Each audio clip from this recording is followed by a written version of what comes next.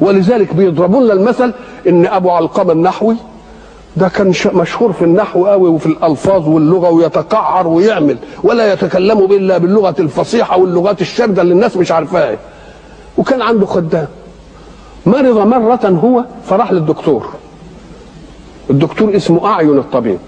ذهب ابو علقمة النحوي الى اعين الطبيب يشكو له عله عنده، يعني بيعرض علته. قال له ايه؟ ماذا قال له؟ قال: قد أكلت من لحوم هذه الجوازئ فطسأت منها طسأة أصابني منها وجع من الوابلة إلى دأية العنق، ولم يزل ينمى حتى خالط الخلب وألمت منه الشراسيف. طبيب مش متخصص في اللغة ولا عنده معاجم ولا أي حاجة، فوقف محتار. قال له: أعد علي، فلم أفهم. قال له: أكلت من لحوم هذه، قال له يقولها بحماقة، قال يعني إزاي ما فهمتش؟ أكلت من لحوم هذه الجوازئ فطسأت منها طسأة أصابني منها وجع من الوابلة إلى داية العنق، ولم يزل ينمى حتى خالط الخلب وألمت منه الشراسيف.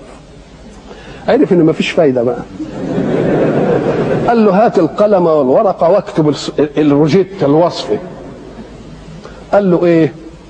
خذ حرقفا وسلقفا مش عارف وزهزقه واغسله بماء روس واشربه بماء الماء.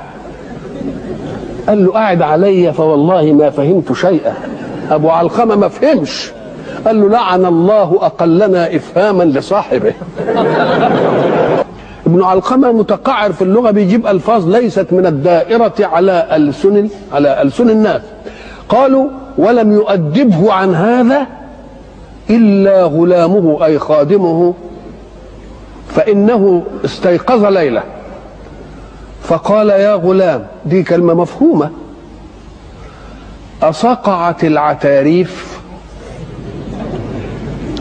طبعا الغلام لم يفهم هذه.